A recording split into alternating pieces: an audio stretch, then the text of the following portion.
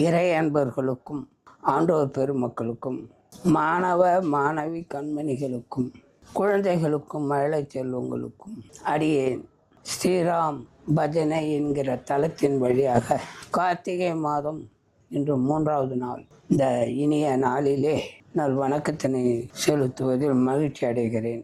காரணம், இந்த மாதம் கார்த்திகை மாதம் மிகவும் பிரசித்தி பெற்ற ஒப்பற்ற மாதம் என்பதனை நேற்றைய பதிவில் ஓரளவு கோடிட்டு காட்டியிருக்கின்றேன். கார்த்திகை என்பது முருகனையும் குறிக்கும். அதே போல இந்த கார்த்திகை மாதம் என்பது ஆஞ்சநேயருக்கு மிகவும் பிடித்த மாதம். சோளிங்கரில் வீற்றிருக்கக்கூடிய ஆஞ்சநேயர் அதேபோல் பக்தியை கொண்டாடும் மாதம். மகர ஜோதியைக்கான ஒரு மண்டலம் 48 நாள் விரதம் இருப்பார்கள். முன்பெல்லாம் நான் சொல்வது ஏறக்குறைய 40 வருடங்களுக்கு முன்பாக நான் பள்ளி மாணவனாக இருந்தபொழுது ஒரு கிராம அதிகாரி அவர்கள் 48 நாள் கடுமையாக விரதம் இருந்ததனை நினைவு கூறும் நாளாக இந்த நாளை நான் கருதுகிறேன். காரணம், அப்படி கடும் விரதம் இருந்தார். துணிமணிகள் எல்லாமே சொல்லப்பட்டுள்ளது அவர்களுக்கு பிடித்தது. பெரும்பாலும் கருப்பு துணிகளை தான் அணிவார்கள். காட்டு வழியாக செல்வதனால் கருப்பு துணி மிகவும் பிரசித்தி பெற்றது, பாதுகாப்பானதாகும். இந்த விரதம் இருக்கும் நபர்கள் அப்போதெல்லாம் கிராமத்திலே நிறைய பேர் கிடையாது. பார்ப்பதற்கு அத்திபூத்த மாதிரி அந்த வரலாறை தழுவிய ஆண்டோர் பெருமக்களின் வழியாக அங்கே விரதம் இருப்பார்கள். இதனை கண்கூடாக பார்த்திருக்கின்றேன். அதுபோல இன்று இந்த கார்த்திகை மாத மகர ஜோதிக்காக மாலை போட்டு இருக்கின்றார்களா, இல்லை அதனும் முன்னாடியே போய் ஐயனை தரிசித்து வருகிறார்களா என்பதும் நமக்கு தெரிய வாய்ப்பில்லை. காரணம், தினசரியிலே நிறைய விஷயங்கள் வருகிறது. ஆனால் மகர ஜோதியை காண்பவர்கள் நிறைய பேர் இருக்கின்றார்கள், இல்லை என்று சொல்லிவிட முடியாது. மகர தீபம் என்பது ஜோதி என்பார்கள், மகர ஜோதி. அதே போன்று பரம்பொருள் அண்ணாமலை என்றாலே தீபம் என்றுதான் நாம் சொல்லுவோம். அப்பேற்பட்ட ஒரு வரலாற்று மிக்க சிறப்பான மலை. உலகம் தழுவிய பக்தர்கள் அங்கு கூடுவார்கள்.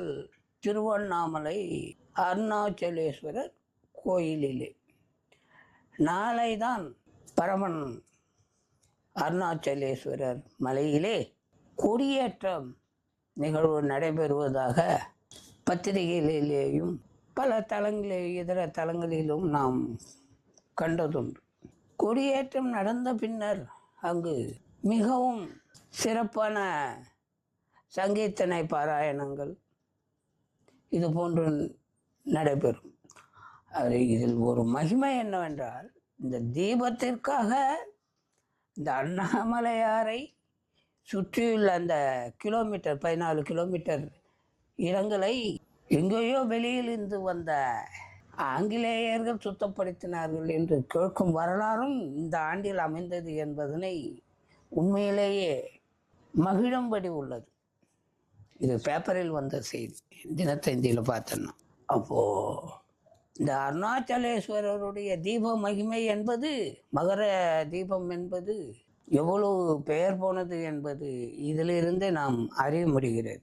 இதற்கு மேல் நமக்கு என்ன வேண்டும்? நம்முடைய கிராமங்களிலே தீபத்தை முன்னிட்டு ஒரு வாரத்திற்கு முன்பாகவே பொதுவாக தயாராவார்கள். காரணம், பரணி தீபம் கோயிலுக்கு சென்று ஏற்றுவது வழக்கம் நம்மில் நிறைய பேருக்கு. அதனால் பரணியிலிருந்து சுத்தமாக அதற்கு முன்னாலே வீடுகளை சுத்தம் செய்து எல்லாம் அமக்கலமாக வைத்து விடுவார்கள். பரணி ஒரு பொழுது இருப்பவர்களும் உண்டு.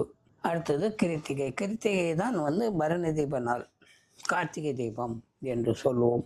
ஆனால் பழைய காலத்தை ஒப்பிடும்போது இன்று எப்படி இந்த தீப நாட்கள் மிளிர்கின்றது என்று பார்த்தோமானால் சற்று கேள்விக்குறியாகவும் அமையும். காரணம், முன்பெல்லாம் நான் சிறுவனாக இருந்தபோது இந்த கார்த்திகை தீபத்திற்காக வேண்டி ஊரை விட்டு இருக்கின்ற சாலைகளிலே, ஏரிக்கரை போன்ற இடங்களிலே ஆண் பனைமரம் என்று சொல்லக்கூடிய மரத்தினை தேடி பிடித்து அதில் உள்ள இந்த பாலைகளை வெட்டி எடுத்துட்டு வந்து உலர வைத்து நன்றாக காயப்படுவது வழக்கம். ஆனால் அந்த மரத்திலேயே நன்கு காய்ந்த அந்த பாலைகளும் இருக்கும். அதை பார்த்து எடுத்து வந்து அதனை வீட்டில் வைத்து உலர வைத்து நன்றாக காய வைப்பதும் வழக்கம். முக்கியமாக ஒன்றை சொல்ல வேண்டும் என்றால், பரமன் அருளால் நாளை முதல் மழை இருக்காது என்ற ஒரு மகிழ்ச்சியான நினைவு மனதில் வந்துவிட்டது. காரணம், நாளை திருவண்ணாமலை அருணாச்சலேஸ்வரர் கோயிலில் கொடியேற்றம். அந்த மகத்தான நாளிலே வருண பகவான் வழிவிடாமல் விடுவாரா? ஆதி முதல் திருவண்ணாமலையார் ஆதி முதல் மலையோ பெரிய மலை, மகாமலை. அப்பேற்பட்ட மலையில் தீபத் திருவிழாவினை முன்னிட்டு கொடியேற்றம் என்றால் வருணனுக்கு அங்கு என்ன வேலை இருக்கும்? இருக்காது. ஆகவே எல்லா இடத்திலும் மழை நின்று சற்று இடைவெளி காணப்படும். மழை நிச்சயமாக நிற்கும், அதில் ஒன்றும் சொல்வதற்கு இல்லை. மழை ஒதுங்கிவிடும், வெயிலும் வரும். ஆகவே அந்த பனைமரத்திலிருந்து கொண்டு வரப்பட்ட அந்த பாலைகளை காய வைத்து அதனை வீட்டு அருகில் உள்ள ஓரமான பகுதிகளில் பள்ளம் தோண்டி அந்த பாலைகளை ஒடித்து ஒவ்வொன்றாக வைத்து இப்படியாக வைத்து கொம்பு போல் வைத்து சற்று கெரோசின் மண்ணெண்ணெய் விட்டு பற்ற வைத்து எரிய விடுவார்கள். நன்றாக எரிந்து வரும் சூழலிலே அது சாம்பலாக மாறாத அளவிற்கு கருப்பு நிறமாக மாறும்படி செய்ய உடனே அந்த பாலைகளை போட்ட குழியினை மூடிவிடுவார்கள். மேலே பனம் ஓலை வைத்து மூடிவிடுவார்கள். அது நன்றாக கசந்துவிடும், இறுகிவிடும்.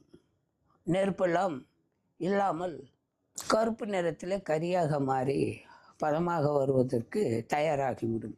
இதனை தீபத்திற்கு முன்பாக 1 நாள் 2 நாள் முன்பாக மூடியதை விலகச் செய்து அதில் உள்ள அந்த பணம் பாலை கருப்பாக இருப்பதனை மெதுவாக ஒரு முரத்திலேயோ அல்லது பேப்பரிலோ வைத்து ஒவ்வொன்றாக சுத்தம் செய்து, மண் இல்லாமல் சுத்தம் செய்து பத்திரமாக வைத்துவிட்டு அதனை உரல் அல்லது உபயோகப்படாத வீட்டில் ஒதுக்கப்பட்டிருக்கும் அம்மிக்கல்லில் வைத்து மாவாக அரைத்து பதப்படுத்தி அதனை ஜல்லடை மூலமாகவும் சிலர் பதப்படுத்துவது உண்டு. காரணம், இந்த மாவலி என்பது தயார் செய்வது ஒரு விதம், அதை சுற்றும் போது அதில் உள்ள பொறி என்பது நட்சத்திர பார்வைக்கு ஈடாக பரவலாக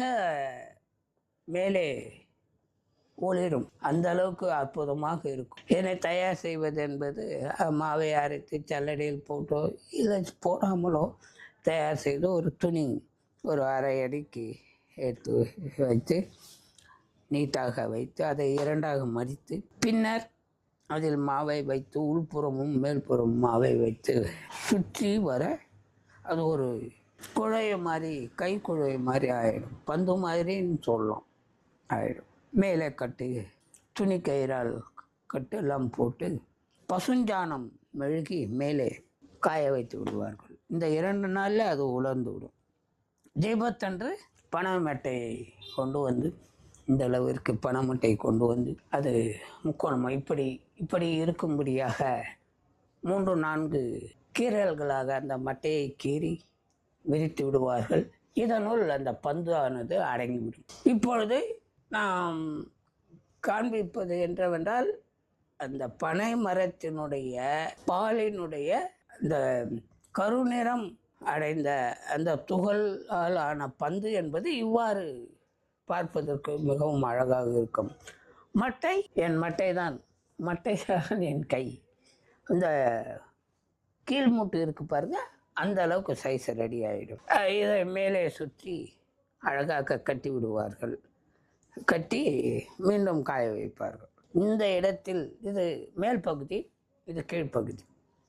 இந்த இடத்தில் ஒரு வி மாதிரி ஒரு கீறல் போட்டு 2 பக்கமும் அங்கே அந்த மாவலியை சுற்றுவதற்கு உண்டான கயிறினை நல்ல கயிறாக பார்த்து, மிகவும் உறுதியாக இருப்பதாக பார்த்து தயார் செய்துவிட்டு அதனையும் சேர்த்து வைத்துடுவார்கள். தீபத்தன்று பரணி தீபம் என்றாலும் சரி, கார்த்திகை தீபம், அந்த வீட்டில் படையல் போடும் இடத்தில் அதனை கொண்டு போய் வைத்து படையல் ரெடி ஆகிவிடும். ஆனால் இந்த மாவலியை சுற்றுபவர்கள் அவர்கள் சும்மாவே இருக்க முடியாது. காரணம், அவர்களுக்கு ஒரு விறுவிறுப்பு வந்துடும், தன் கடமையை செய்ய வேண்டுமே என்று. ஆகையால் அதனை கொண்டு போய் நடுவீடு என்கின்ற இடம், தீப ஆராதனை செலுத்தக்கூடிய இடம், கற்பூரம் ஏற்றி அவரவர்கள் மரபுப்படி இறைவனை வழிபடும் இடத்தில் அந்த மாவலி குச்சியினை எடுத்து போய் வைத்து அதில் நெருப்பு துகள்களை, அப்போல்லாம் நெருப்பு இருக்கு, இந்த நெருப்பு போயிட்டு இருக்கும், இல்லை இதையே நெருப்பாக பண்ணிக்கலாம், அந்த குழியில் இருக்கிற கறி கூட இருக்கும், அதை நெருப்பாக பண்ணி, இல்லைன்னா நெருப்பு துகள்கள் இருக்கும், கண்டிப்பாக இருக்கும் வீட்டில். இது கிராமத்து வழிபாடு. அந்த துகள்களை ஒரு 2-3 துகள்களை மேலே வைத்து இந்த இடத்தில் இங்கே வைத்து அப்படியே வைத்து விடுவார்கள். தீபாராதனை எல்லாம் முடிந்த பிறகு அந்த மாவலியினுடைய அந்த நீண்ட குச்சியானது நெருப்பு வைத்த இடத்தில் சற்று பிரகாசமாக எரிய ஆரம்பிக்கும். அதற்குள்ளாக படையலெல்லாம் முடிந்து அனைவரும் ஒன்றாக இருந்து உணவினை அருந்து வெளியே வருவார்கள். அன்றைய தினம் சிறப்பு என்னவென்றால், கொழுக்கட்டை என்பது மிக பிரதானமான பொருள். நம்முடைய பாரம்பரிய வரலாற்றிலே இந்த கிருத்திகை என்று படையல் போடும்போது முருங்கைக்கீரை முதலாக இருக்கும், அடுத்து கொழுக்கட்டை முதலாக இருக்கும். மற்றபடி எல்லாமே சைவ உணவு தான், வேறொன்றும் வித்தியாசம் என்று சொல்வதற்கு இல்லை. படையல் போடும்போது என்ன செய்வார்களோ அது வேறு. இது பிரதான பொருள், கொழுக்கட்டை நிச்சயம் இருக்கும்.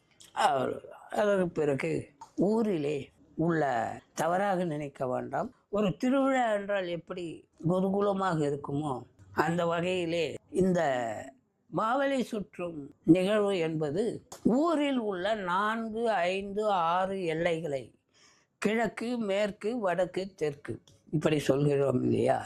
இதில் கூடுதலாக சொல்ல வேண்டும் என்றால் தென்கிழக்கு, வடகிழக்கு, இது மாதிரி எல்லாம் சேர்த்தால் மொத்தம் 6 எல்லைகள் கூடிவிடும். அந்த எல்லைகளை கடக்க ஊரிலே ஒரு ஏற்பாடு நடக்கும். பெரியவர்கள் இருந்தால் தர்மகர்த்தா என்று சொல்வார்களே, அது போன்ற ஏற்பாடுகள் நடக்கும். அந்த ஏற்பாட்டின் வாயிலாக இந்த பறை சத்தம் அங்கு ஜொலிக்கும். அதனுடன் கூடி கோயிலிலிருந்து ஒரு இடம், கோயிலிலிருந்து புறப்படும், இல்லை மையமாக எப்பொழுதும் நடத்தக்கூடிய அந்த மகாவலி ஊர்வலத்தின் நடத்தக்கூடிய இடத்திலிருந்து எல்லோரும் புறப்பட்டு செல்வார்கள். ஏறக்குறைய 400-500 மீட்டர் அளவிற்கு மாவலியினை அவரவர்கள் வீட்டிலிருந்து கொண்டு வந்து வரிசை கட்டி நிற்பார்கள். முதலாவதாக ஊர் பெரியவர்கள் தலப்பாகை எல்லாம் கட்டி கொண்டு முன்னே வர, அதன் பின்னர் பறை சத்தம் ஒளிர இவர்கள் மாவலியோ மாவலி, மாவலியோ மாவலி என்று சுற்றுவார்கள். மிகவும் அழகாக இருக்கும். கேலி கூத்து கூட நடைபெறும். இப்படியாக 4 எல்லைகளை கடந்து வந்த பின்னர் ஒரு இடத்தில் சொக்கப்பனை என்பதனை ஏற்றுவார்கள். சொக்கப்பனை